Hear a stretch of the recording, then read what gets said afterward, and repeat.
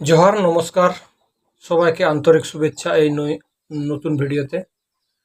তো বন্ধুগণ, আপনাদের সামনে বিশেষ এক আলোচনা নিয়ে তুলে ধরছি। আমরা দেখেছি ভারতবর্ষে বিভিন্ন জায়গায় আমাদের বীর শহীদদের নামে মেডিকেল কলেজ বা বিদ্যালয় বা উচ্চ বিদ্যালয়গুলি যে আছে, এবং বিভিন্ন কলেজ বা মেডিকেল কলেজ অনেকই বীর শহীদদের নামে আছে। কিন্তু আমরা আজকে বুঝতে পারছি না, আজকের এই দিনে আমাদের যে ঝাড়খণ্ডে অবস্থিত ডুমকা জেলায় এক মেডিকেল কলেজ আছে, যা বীর শহীদের নামে ফুলঝানো মেডিকেল কলেজ। সেটাকে আমরা শুনতে পাচ্ছি সোশ্যাল মিডিয়ার মাধ্যমে যে সেখানকার সরকার নাকি সেটাকে তাদের নামকে সরিয়ে সেটাকে গভর্নর মেডিকেল কলেজ নাম দেওয়া হচ্ছে। তো আমরা বিশেষ এটাতে অনেক দুঃখিত আছি। তার জন্য কিছু বিষয় নিয়ে এটা নিয়ে আলোচনা আমরা করব।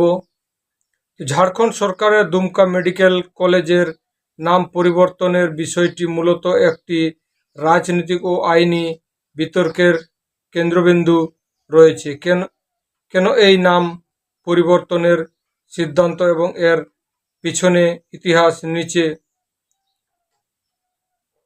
আমরা তুলে ধরছি। 1 নম্বরে ঐতিহাসিক প্রেক্ষাপট। ফুলো ঝানো কারা? ফুলো মুর্মু ঝানো মুর্মু এবং ফুলো মুর্মু এবং ঝানো মুর্মু ছিলেন 1855 সালের ঐতিহাসিক সাঁওতালি বিদ্রোহের সাঁওতাল রেবেলিয়ন দুই নির্ভীক নেত্রী। তারা বীর সিধু এবং কানুর বোন ছিলেন। ঝাড়খণ্ডের আদিবাসী সংস্কৃতি এবং বীর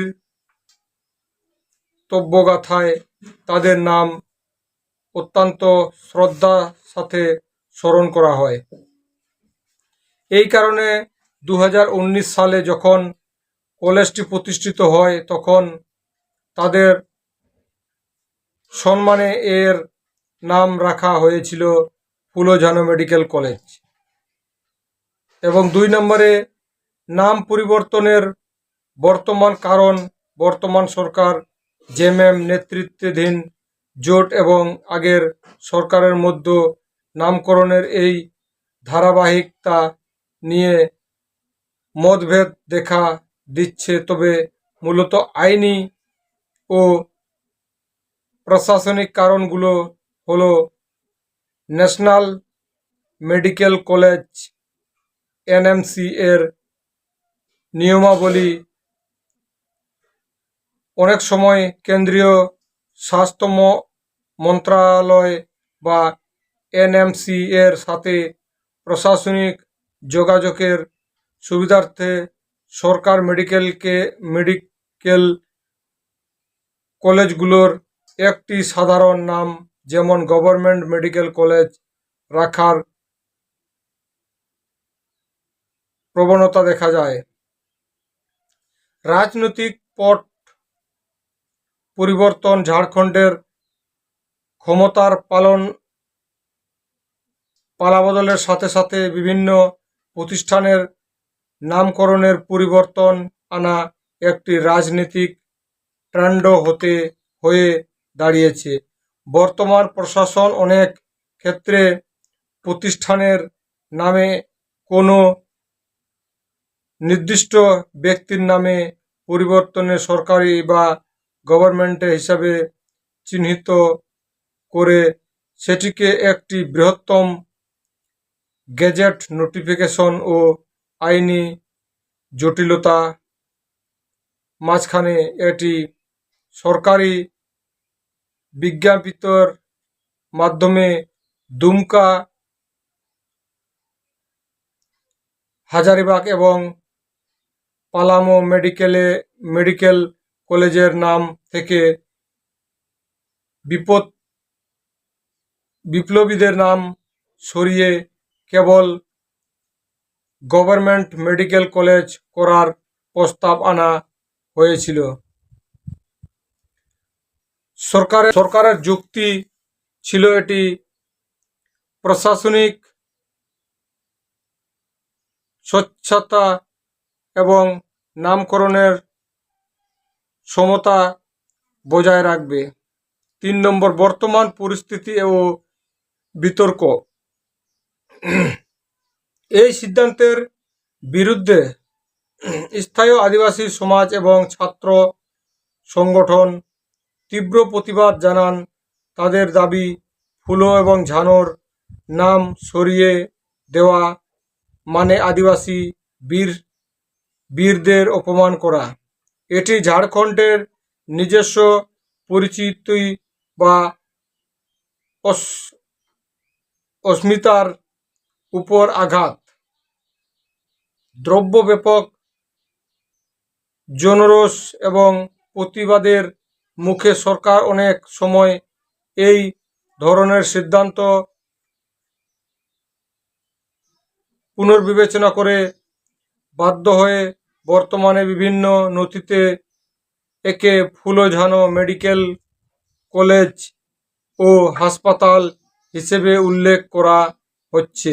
তবে প্রশাসনিক স্তরে গভর্নমেন্ট মেডিকেল কলেজ দুমকা নামটি ব্যবহারে প্রতিক্রিয়া নিয়ে বিতর্ক এখনো।